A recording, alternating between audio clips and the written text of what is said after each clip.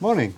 I'm Michael Quail, one of the lead instructors on this course, and we're now going to do what we would normally do on the first full day of this course, and that is to make some sequencing libraries for sequencing later in the course and subsequent analysis.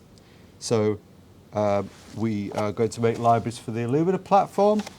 There are many, probably over 50 different Illumina library prep kits you can buy. They vary in terms of price, they vary in terms of some of the steps that they do, and they vary in terms of their efficiency. We did a study a few years ago to show that the kits from NEB and Kappa Roche were perhaps the most efficient, which means that you can get away with less PCR cycles and lower inputs. And today we're going to use the NEB Next Ultra 2 FS library prep kit. The reason why we're going to use that is because it's what we use internally, and so we can better support it if you have any follow-up questions. Also, NEB supply trial packs, free of charge trial packs of 6 reactions, which you could just ask for. So if you were in the lab today, you would be in pairs and you would each have your own kit to play with. We are going to make libraries of 4 salmonella genomes. These are commercial DNA samples that you can buy from ATCC. ATCC in the States have got a catalogue of thousands of different species that you can get genomic DNA or culture strains from, and you can buy the DNA and use it, and these are good reference standards. We would use human genomes, but generally it takes a longer time to analyse and process data from human genomes. So in terms of this course, which is time limited, we're using smaller genomes, which simplifies things and means that we can get away with less data. And we've chosen a set of 4 salmonellas that are reasonably identical. They vary by only 1 or 2 positions, which makes SNP calling easier. So I happen to know, I've quantified these first. I happen to know I need 2 microliters to make up the 100 nanograms that's required for our protocol today. So in your documentation, you should have our normal lab protocol. There are a few safety things to start with. You should always wear gloves, which is to stop any contaminants on your hands degrading the DNA. You should always consult risk assessments. There are some toxic things in this protocol, in particular the ampure beads that we'll use later that contain sodium azide. You should work to avoid any risk of cross-contamination. So, for example, we always use filter tips, which makes sure that if you over-pipette, your pipette barrel doesn't get contaminated and then pass material from one sample to the next. And you should always keep your enzymes and solutions in a nice block at all times, just to keep things fresh and stop them going off. We've defrosted all our buffers ahead of time, and we've got everything laid out now ready to use. So without further ado, we'll make a start on the protocol. This protocol, first of all, includes the first step, uses the yellow reagents, which do several things. They take your DNA, they do an enzymatic fragmentation, so they break the DNA into sequenceable sized chunks, and they does that at 37 degrees, and that's a time dependent reaction. So the longer you leave it, the more digestion takes place and the smaller fragments that you get at the end of the day. So in the protocol there's a bit of a chart here, and we want 300 to 700 size fragments, which is a good size for genome assembly and complements quite well the Illumina read lengths of 150 bases. And also, if you were sequencing a human genome, would give you read pairs that are long enough to have a unique sequence either side of an ALU repeat element. So this protocol, we're going to add some reaction buffer, 7 microliters of reaction buffer, 2 microliters of the enzyme mix. We're then going to put them on the PCR machine to incubate at 37 degrees for 15 minutes, which gives us the size fragments that we want. That step also repairs those ends, and it adds a non-templated adenosine, an A base, on the 3' end of every fragment, because later on we are going to ligate a T-tailed adapter, and of course A and T base pair. Then, in this PCR program, it ramps up to 65, where a thermostable enzyme does that non-templated A addition. Right. So, what we're going to do is take our samples. We've got 4 samples.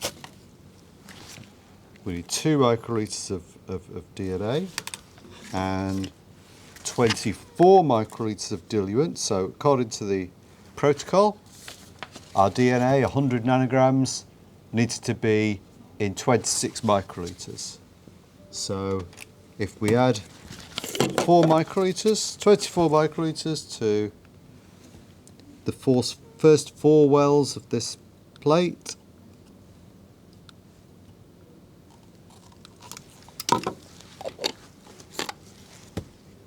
I'm going to add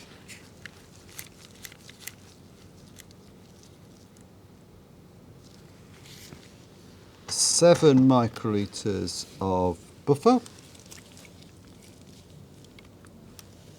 to each well. 2, 3, 4,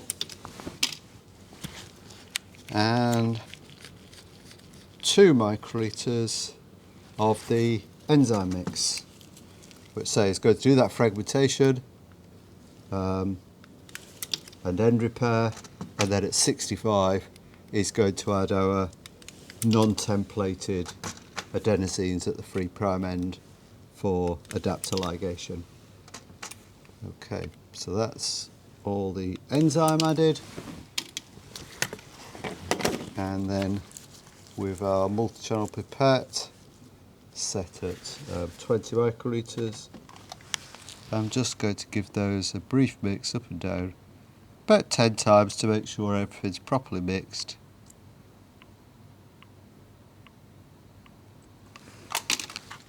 And I'm going to put a plate seal on top of that.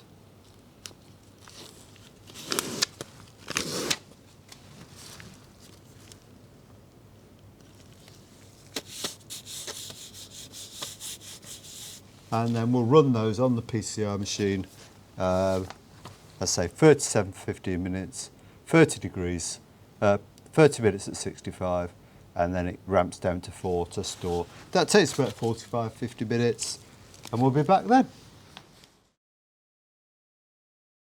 We're here now 50 minutes later, which is nice and convenient, and a nice cup of coffee, and I'm just going to go to the PCR block where our incubation should have finished, and then we will do our next step, which is to add the adapters. So we've repaired the ends, we've fragmented our DNA, we've repaired the ends, we've added a non-templated A, and now in the kit there's an Illumina adapter which contains the Illumina adapter sequences. And this has got a T overhang which base pairs with the A overhang on our fragments. There is a ligation enhancer solution, and there's a ligation mix. And we're going to add 30 microliters of the ligation master mix, 1 microliter of the enhancer, and 2.5 microliters of the adapter to each of our samples. And then we simply give them a mix, and we leave them at room temperature for 15 minutes. So here's our adapter ligation plate. Just going to take the seal off.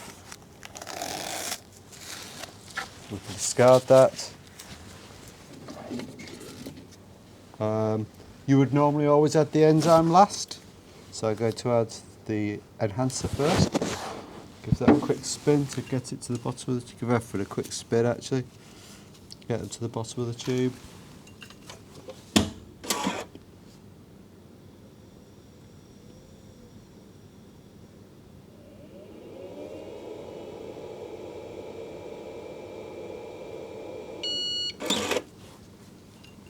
Right, okay, there we go, good. Right, so you could make a premix, but I'm going to add things separately. So I've got the ligation enhancer. We have 1 microliter of this.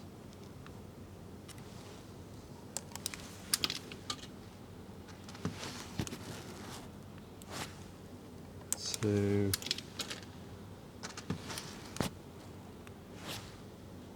3.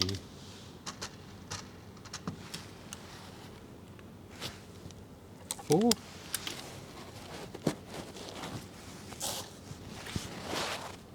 We then need 2.5 microliters of our adapter, which is an Illumina Y-shaped adapter with a, say, T overhang. So this comes in the indexing kit.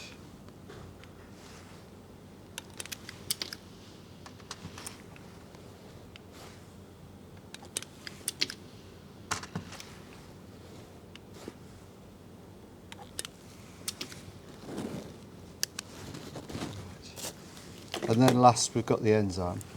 So enzymes can be denatured by heat, so we'll always keep them on ice if possible. And we're going to add 30 microliters of this ligation master mix to each sample.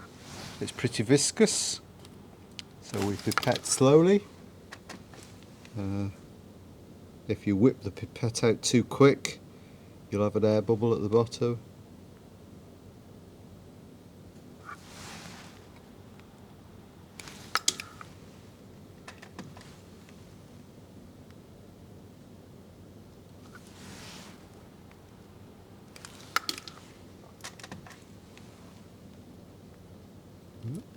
That's the last one. Hold on, there's a little bit of an air bubble at the bottom, so I'm going to repeat that.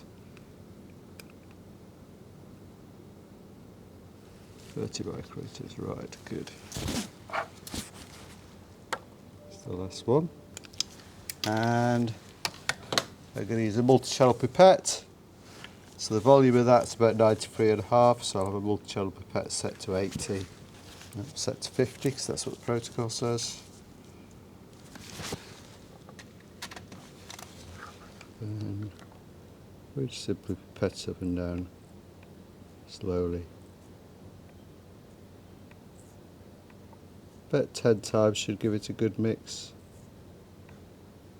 Right, okay, so that takes a quarter of an hour just on the bench. Okay, so our adapters should have ligated. The NEB Illumina adapters are actually loops, and we need to open them up for the next stage. And the loops have a uracil residue in, which can be, so those loops can be cleaved by adding user enzyme, which also comes with the kit. So what we're going to do now is add 2.5 microliters of, 3 microliters, sorry, of the user enzyme to each of our samples, and then incubate at 37 degrees for 15 minutes. So 3 microliters to that one. I'll just go spin down actually.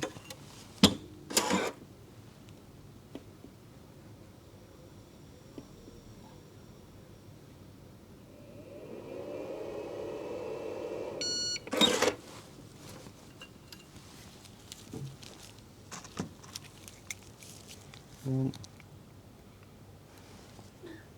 2, 3, 4. Again, let's give those a pipette mix up and down. 2, 3, 4, 5, 6, 7, 9, 10.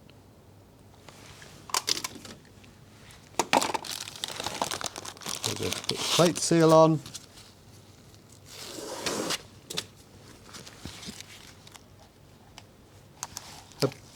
Put it on the PCR block for 15 minutes at 37 degrees. Okay, so we've done the user digestion, and the next thing to do is to do a cleanup. So we're going to do an Ampure cleanup with, well, Spry Select, which is the same as Ampure XP from Beckman, apart from the fact that it's been really well QC'd, so that it does size selection better. And we're going to do what we call a double spry, or a top and bottom spry. We're going to add a small amount of beads which bind the larger fragments first. We're going to put them on the magnet. We're going to take away the supernatant, which contains all the medium-sized and small fragments. We're then going to add some more beads, which should bind the middle-sized fragments that we want, leaving the smallish fragments, including any unligated adapter, etc., in solution. We'll let those bind. We'll put them on a magnet, and we will then take off the supernatant containing the small fragments, leaving the medium-sized in-between fragments that we want still bound to the beads. We will wash them with ethanol and then elute in EB buffer. Okay, so this is our user plate.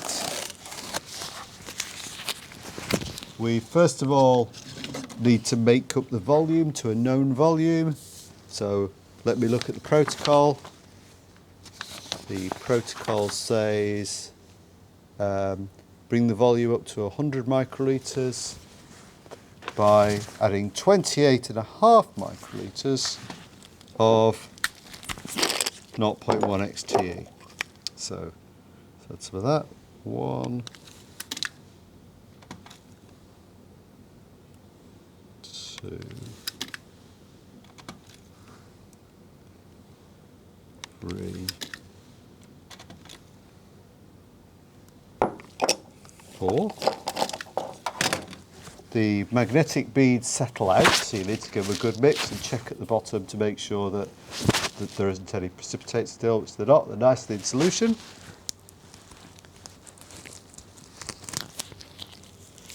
We add 20 microlitres of this to each of our samples.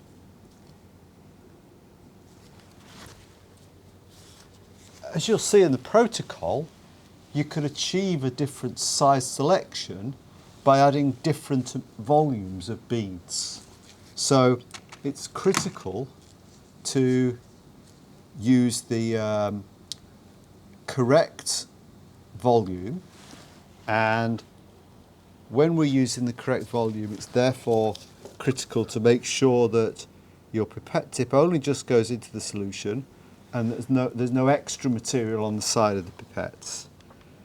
So make sure everything is pipetted into the sample. 2,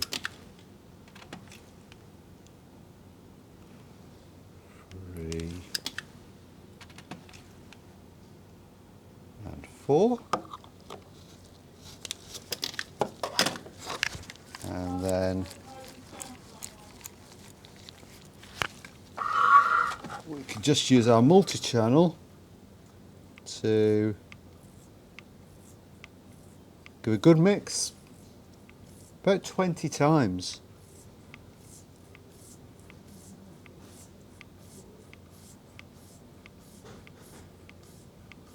(15, 16, 17, 18, 19, 20). Okay, so it's that mixing step with these bead cleanups that's one of the most important steps. So I did an experiment a while back where I essentially tried all the steps in different ways and tried to see what what would mess things up, what would give a really bad recovery, what would give a really bad bead cleanup. And obviously when you're doing this size selection, the volume is important. So as long as you add the right amount, one of the most critical things is that mixing.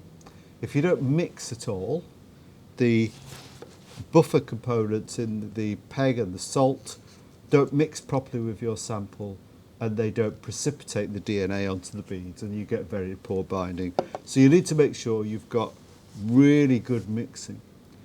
And a while ago, we noticed that one of our types of library automation robots was giving a lot higher yield than our other robots from different manufacturers.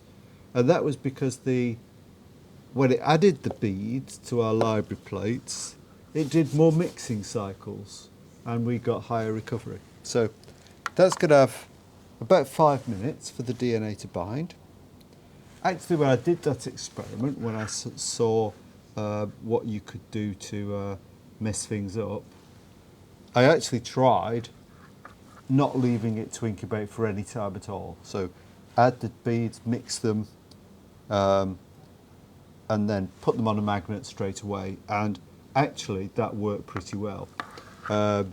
You get a slight increase in yield if you leave it for longer, which we're going to do now, but not that great. So if you're really in a hurry, leaving it a minute or two rather than 5 is fine. Right, so we are just going to wait for the full 5 minutes.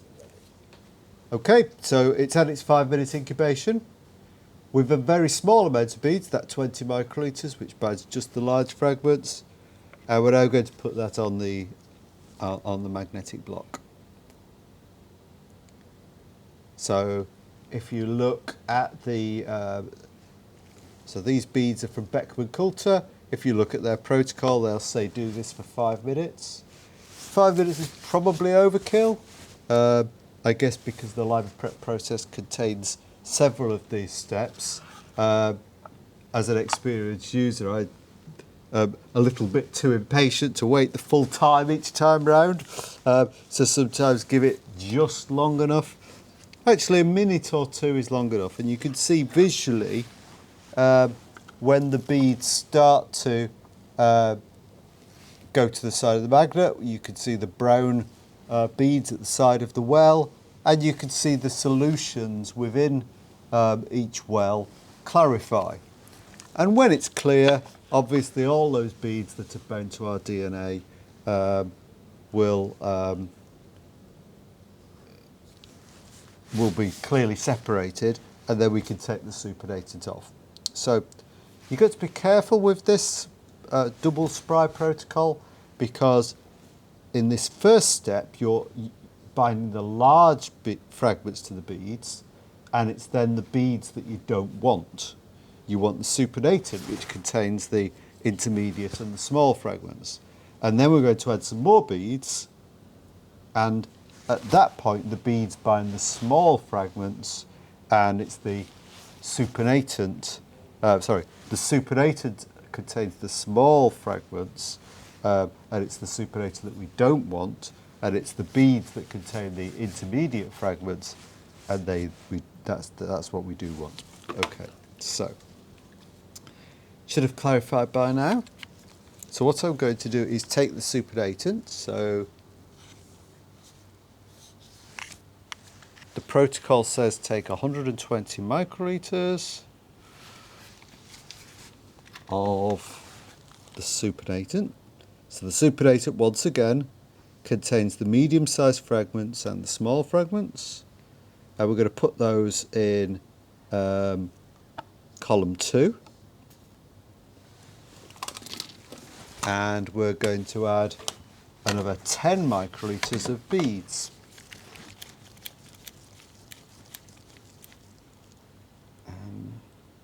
So when you're doing this, it's not so much the beads, the amount of beads that's important. The beads, a microliter of beads can bind a huge amount of DNA. What's important with the volume is the amount of salt and polyethylene glycol that's contained within the buffer, because it's the concentration of salt and polyethylene glycol that determine the size selection of the beads. So we've done that. We're going to give them a mix up and down to resuspend.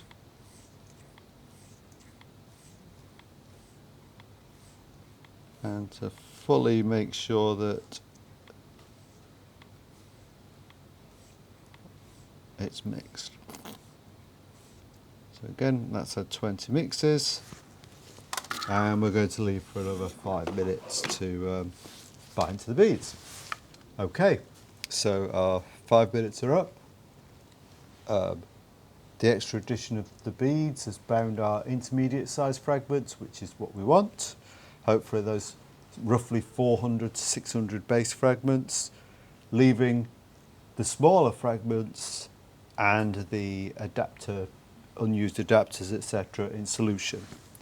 We're going to put those on the magnet. Now, this plate magnet is pretty good because it's very strong. It's available Dynamag 96 from Thermo. If I was using a microfiche tube, I like these, but these are also from Thermo Dynal magnets, and you put your tube in there and it pulls it to the side. These are very strong and allow a really good separation of the beads.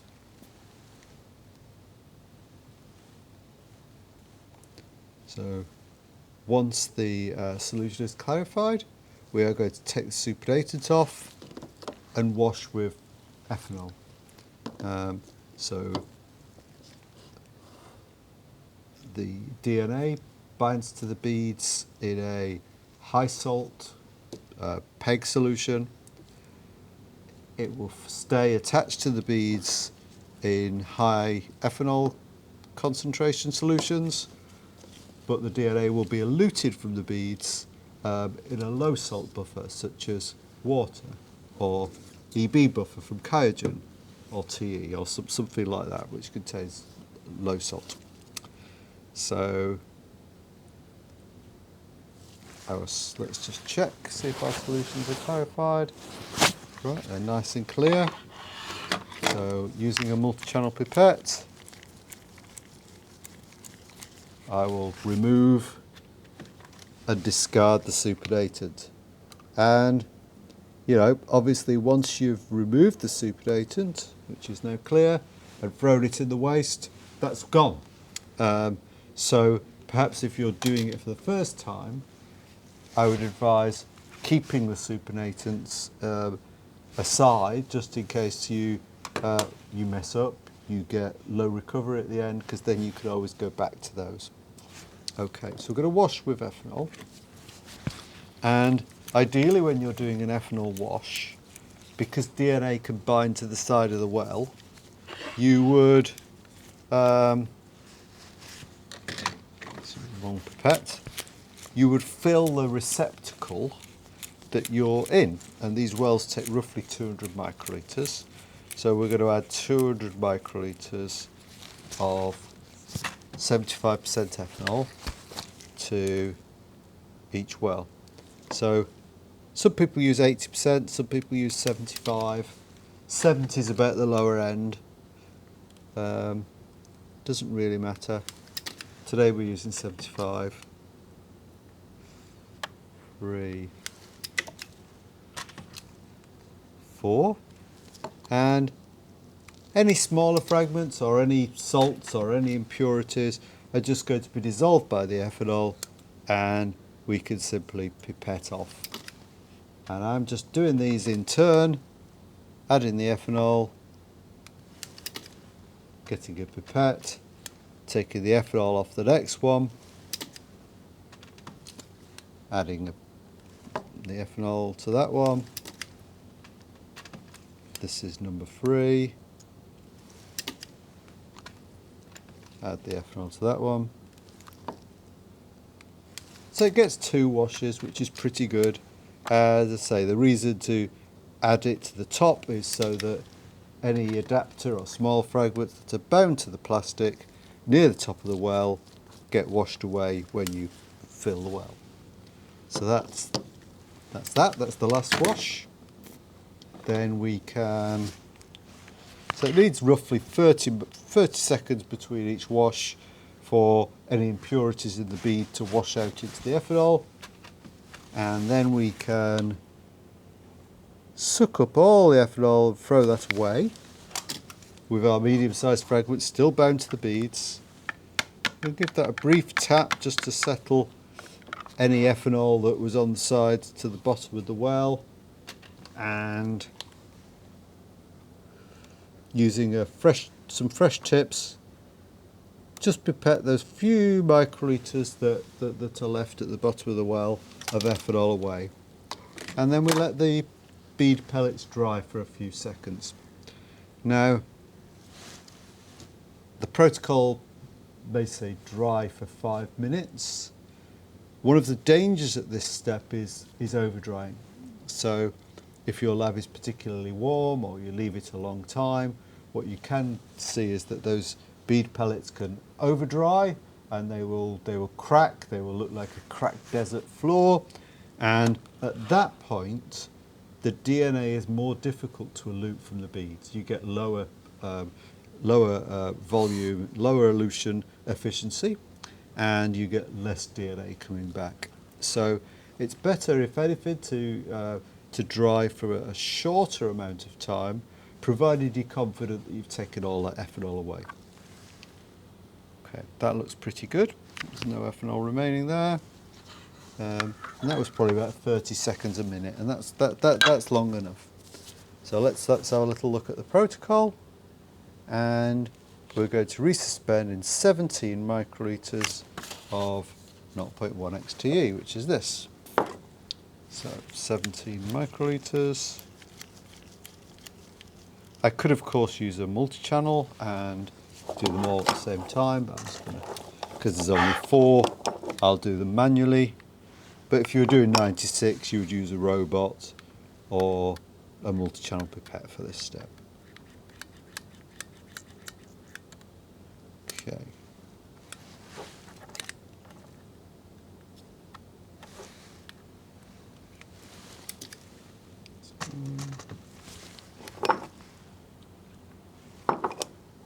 Number 2, 3, 4, 5, 10. Just make sure all the beads are in solution, and actually, you know, the protocol may say leave this for 2 minutes. DNA elution is pretty instantaneous. Apart from, so this is for Illumina, which Illumina sequencing, where we've got shortish size fragments of a few hundred bases. They elute pretty straight away. If you happen to be doing long read sequencing like PacBio or Oxford Nanopore, you might have DNA fragments that are several kilobases long, and they're the incubating for a longer time during elution, and or warming up the elution buffer a little bit helps recovery. But here these shorter fragments elute pretty much straight away. So we're going to give that a minute, and say during which time our now intermediate sized fragments, hopefully, you know, we've purified DNA between roughly 350 and 600 by adding these our optimal volumes of Ampure and doing that double spray selection. And then we're going to put it on a magnet, take those intermediate sized fragments off, and we're going to amplify by PCR. Now, if you've got a lot of DNA, say half a microgram or a microgram, you could do PCR-free library prep, which is ideal because PCR introduces coverage bias in your representation bias in your library, which means that when you sequence, some areas will be covered less than others. If you could do a PCR-free library, that will give more even coverage. Here we've started from just 100 nanograms, so we are going to amplify our library by PCR so that we've got enough to sequence. and we are actually going to use unique PCR primers for each of our libraries that contain a separate barcode. If you're doing, we'll put that on a magnet, it's had its time now. If you're doing PCR-free libraries, then you need to use special adapters that have got the barcoding sequences in the adapter. Okay, so that's clarified. And let's turn over the page to PCR. For our PCR step, we take 15 microlitres of our fragments, 25 microlitres of NEB Next Q5 master mix. That's a high fidelity PCR enzyme. It's actually pretty good. If you go to Nature Methods, you'll see a paper of mine a few years ago where I compared libraries for PCR amplification of NGS libraries, and actually I found Kappa Hi-Fi to be the best. Q5 is very good, but it doesn't amplify malarial DNA, which is very AT rich, very well. But other than that, it's pretty good. We're then going to add two different primers, an indexed primer and a universal primer. We're going to mix it, and then we're going to temperature cycle for 8 PCR cycles, which will amplify the DNA and enrich it. It will ensure that all the fragments have got Illumina library fragments at their ends. So let's use a multi-channel this time, and we're going to take 15 microlitres.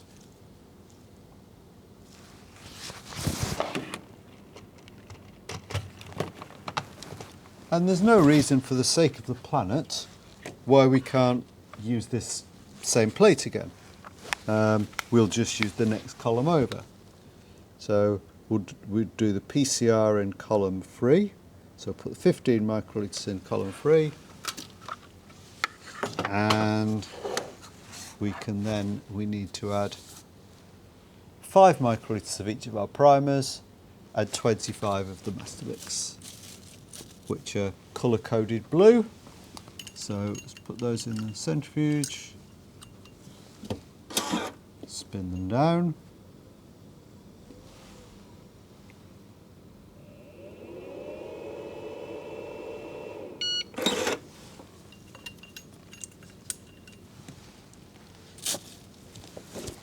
Okay, I have our PCR enzyme now. Good. So 15 microlitres of library. I need 5 microlitres of each of my primers. So these libraries are just going to be indexed at one of the ends of the fragments, the I7, and at the I5 they have a universal sequence. So we use a universal primer that's the same for every sample. 1,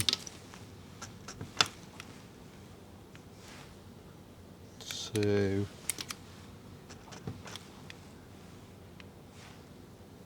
3, 4.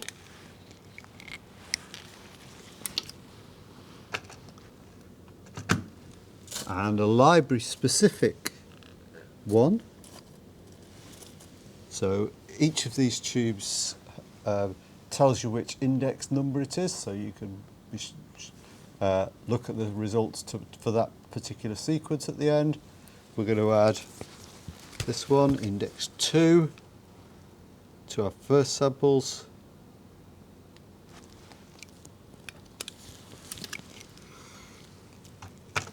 For some reason they're not numbered consecutively, and there isn't a number 1. So the number 2 is the first. Number 4 is the second oligo in this kit, so that goes to sample 2. Number 5 is our third sample.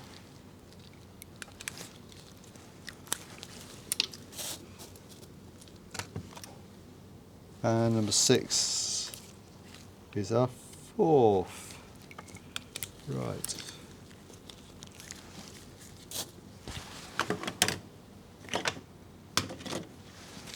then we have 25 microlitres of our master mix. So for NGS PCR we tend to use PCR master mixes just because they're more convenient. You can use separate enzymes with buffers and DNTPs, but that's less convenient. Okay, so 25 microlitres to each one. 2, 3, 4,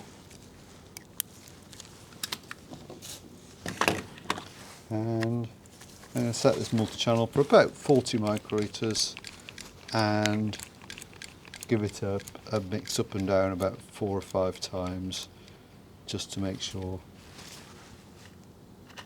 our sample is mixed with the PCR reagents and primers.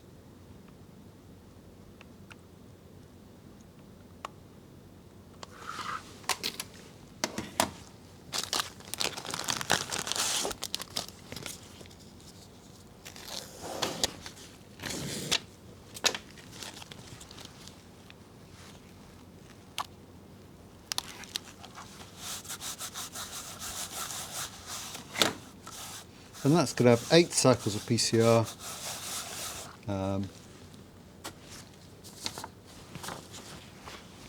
Initial denaturation at 98 for 30 seconds, 8 cycles of 98 degrees for 10 seconds, 65 for 75, final extension of 65 for 5 minutes, and then it'll hold. That'll take about 40-45 minutes, and then we can do a clean up afterwards. Then we're more or less done.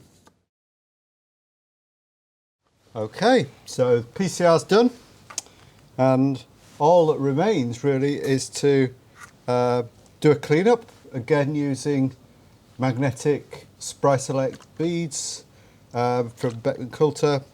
The protocol says use these at a ratio of 0.9x.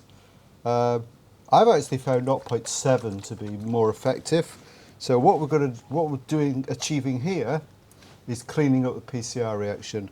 We are removing some of the smaller fragments and unused primers and adapter dimer and that sort of thing, which will readily bind to the flow cell and interfere with sequencing. And we're also purifying away the PCR components. So the volume of the PCR reaction is 50 microlitres. So 0.7 times that is 35. The protocol says 0.45, but I think that isn't quite good enough. So 0.35, 35 microlitres, 0.7 will be fine for this purpose. So I've resuspended the beads by shaking them up. I'm going to add 35 to each one. This is just a single cleanup, what some people call a one-sided, and it just binds the very small fragments to take them away. So you can vary that ratio of beads that you add and achieve different results. If we were doing multiple cleanups during the protocol, we might have some of the cleanups as being like 1.8 or 2 times the volume of beads in order to maximise recovery if we didn't care about any size selection properties. So I've studied the beads and I've just, as usual, just mixed it up and down, give it 20 mixes, and that should ensure really good mixing and really good recovery of that of our library DNAs. Okay, so that has 5 minutes now. Okay, 5 minutes is over, so DNA should have bound to the beads.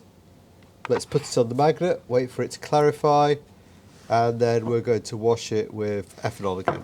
For this process, I'm actually using a rated LTS pipette. This has the advantage that it uses, A, it's really soft comfort, so there's less RSI, and also it's got a really fine tip, which is quite useful for taking the supernatant away in the bottom of a well. So let's take this supernatant off. Where are we? That side.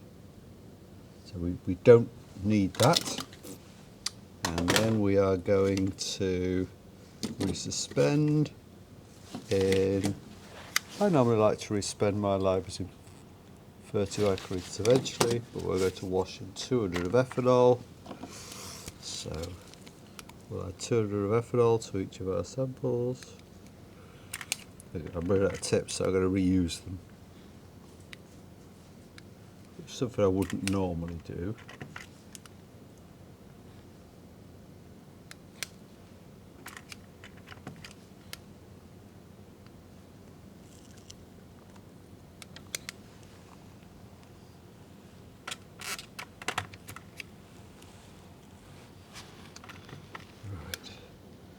I'm going to suck up the ethanol, discard it.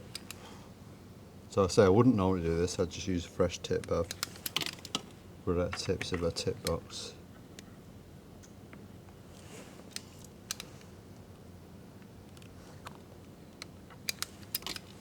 Didn't mean to do that.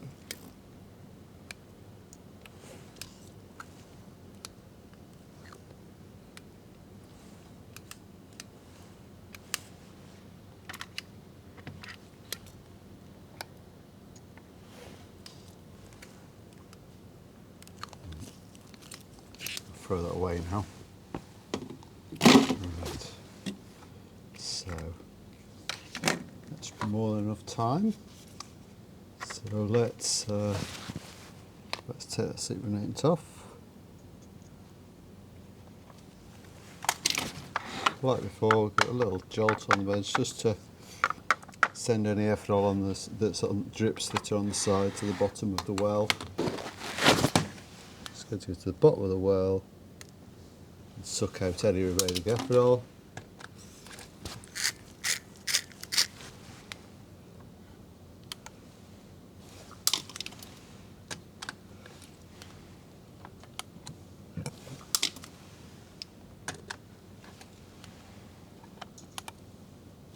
Right. And as I say, we're going to resuspend each library in 30 microliters of EB buffer. So just add 30, a pipette up and down, just so that all the bead pellet is in solution. That's good enough when it is.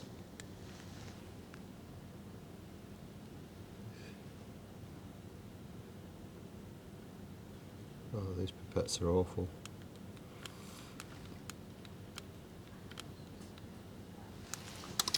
I don't know if you can see what happened then, but there was because the pipettes are so wide at the end, there was a big blob of extra buffer that just added to, dripped onto the sample.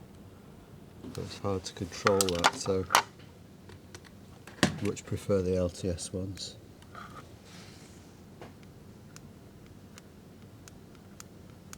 Okay.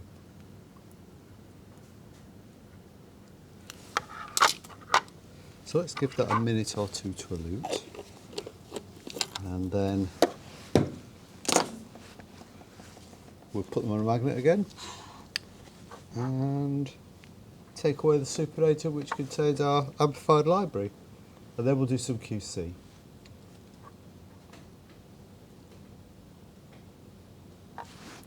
So that probably took about less than half an hour of hands-on time, about 3 hours end to end, so not too bad a process really.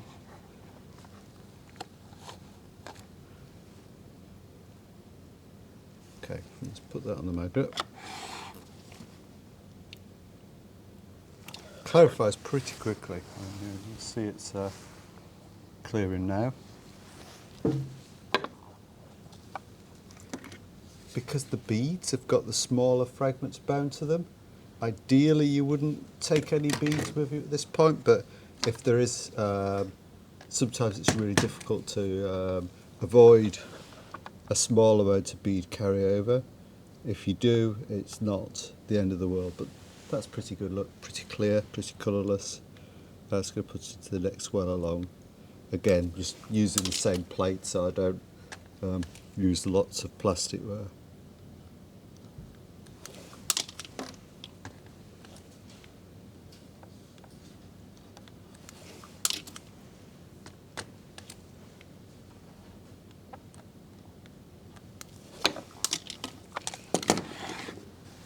Right, that's it. These are our libraries. What we're going to do now is see how good they are. We're going to run them on the Agilent bioanalyzer, which will output an electropherogram, show us the size distribution of our library fragments, as well as their concentration. And we will also run qPCR, which will tell us the concentration of fragments that have adapters at both ends. Because just because you can see something on a bioanalyzer doesn't mean that the library prep process has worked and it's ligated an adapter to each end. It just means that there's DNA there.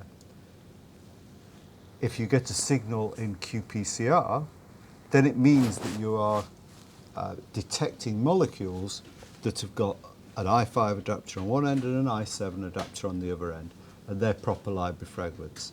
So whilst it's not absolutely necessary with PCR libraries to use qPCR, because here the PCR process enriches for molecules that have got the right sequences at either end. If you're doing a PCR-free library, then your library prep kit efficiency varies dramatically from 100% down to less than 10%. In terms of the number of fragments that have adapters on both ends. So you may have only 5% of your DNA that you can see, that you can detect, that have adapters on both ends. And that then means that the majority of your DNA won't sequence. And it's only qPCR that will quantify those molecules. This is an Agilent bioanalyzer. It's one of several instruments that can automatically separate DNA fragments and give us a profile of their distribution and concentration. Other instruments actually are pretty much all sold by Agilent. They also sell a tape station.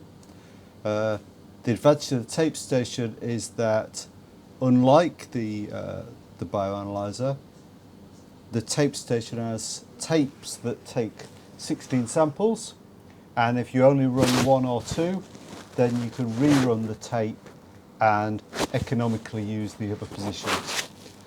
The bioanalyzer, on the other hand, has these single-use chips. So if you've only got one sample, it's uneconomic.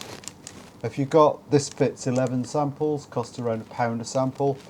If you've only got one sample, then it's £11, so it's relatively uneconomic if you've only got a small number of samples.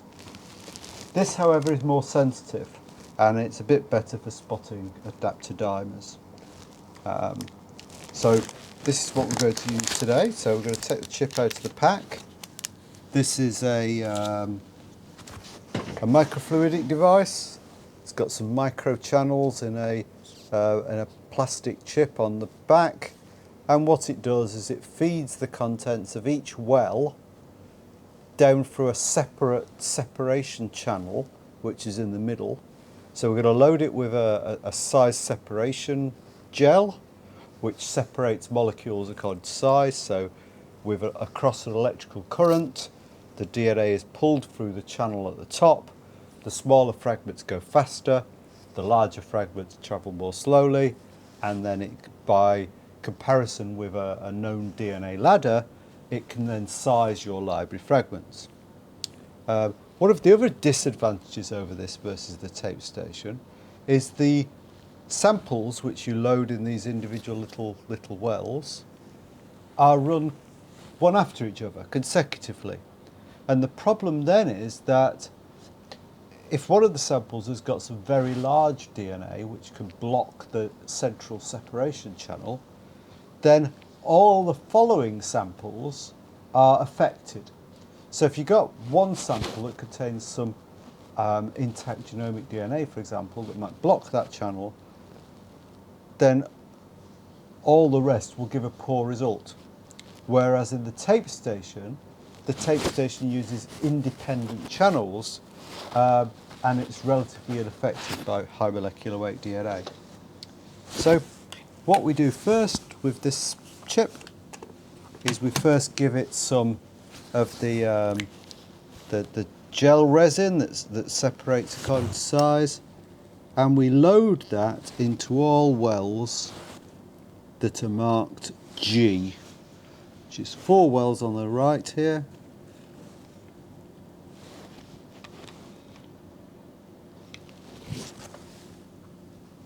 And we put this into the priming station, which effectively is just a syringe. You click it down, it forms a seal, and you pressurise that, and that forces that size separation resin through the central channel so that it's filled with that resin and ready for the first sample to be loaded. That has a minute for that filling of that priming to take place. You release the clip, and that releases the pressure, and the syringe slowly comes up. So you wait for 5 seconds, and then pull the syringe up manually to the 1 mil point. Unclick this silver button here. That goes back, and then we're ready to load our chip. In the bioanalyzer kit, we've got some of our resin. We've got some sample markers.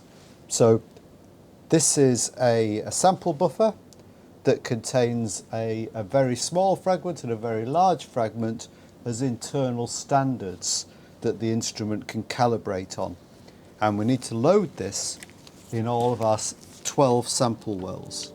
Well, actually it's got 11 sample wells and 1 well for the DNA ladder that it uses to calibrate size. So 5 microliters of this goes in all the sample wells.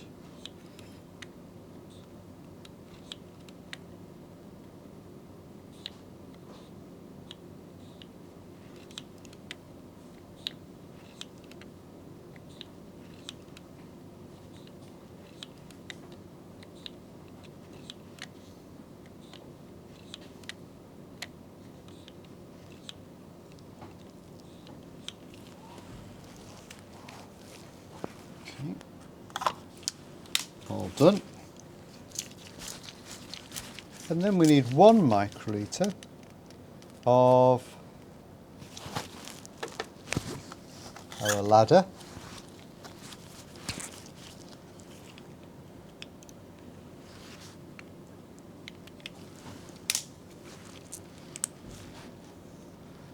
Right. And the protocol actually says dilute your library 1 in 10. If in the next well over I put 9 microliters of water,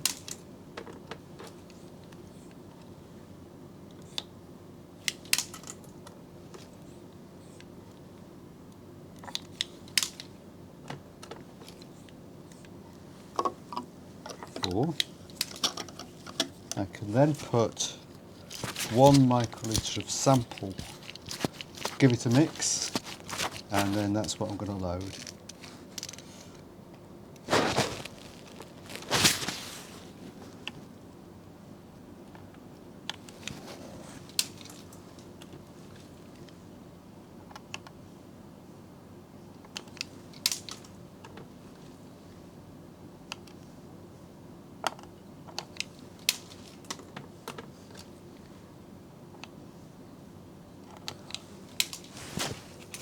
And actually, because we've got 4 samples and we've got 11 sample positions, what I'll do is I'll run the 1 in 10 and I'll also run the neat as well, just to show you the difference.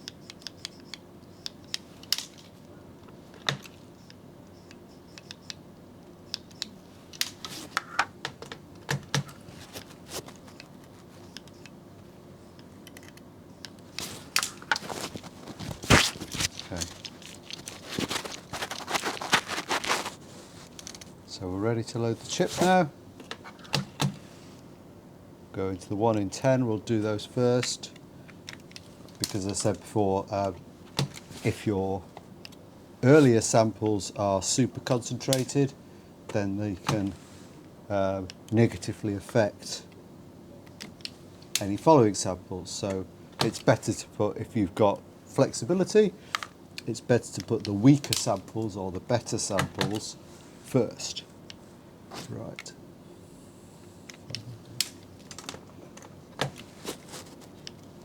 Six.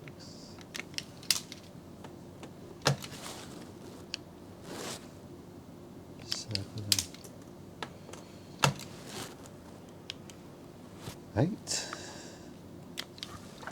Okay, that's all our samples. So this goes on this little special mixer which comes with the edge of the bioanalyzer. It just has 1 minute of vortexing to make sure that the sample is properly mixed with the DNA marker sample solution. While that's going on, I can use the interface here to put our sample names into the machine. So I'm going to go to Assays, it's DNA, and I want the high sensitivity DNA kit, because we're using high sensitivity kits.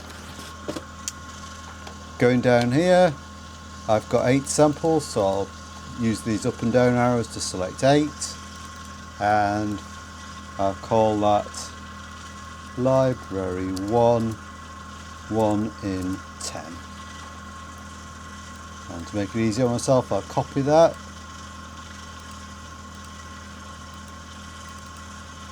I'll just edit it, library 2, 1 in 10, library 3, 1 in 10, 4, 1 in 10.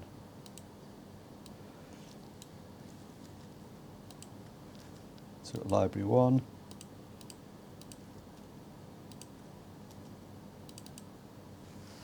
two, 3,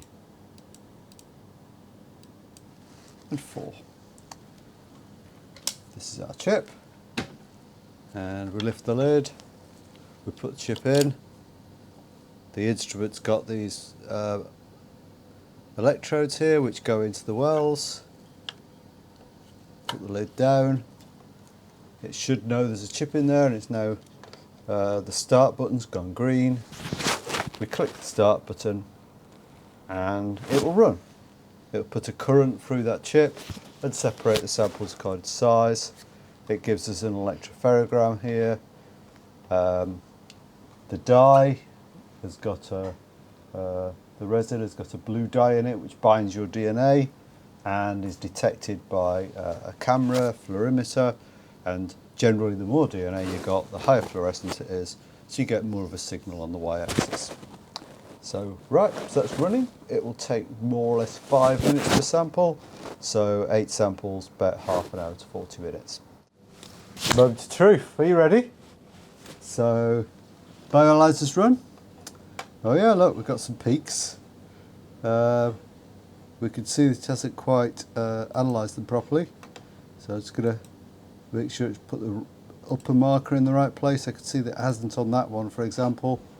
It's called the upper markers down here, so I'm going to hover over. You see this crosshair symbol, right click and do manually set up a marker. That one's okay.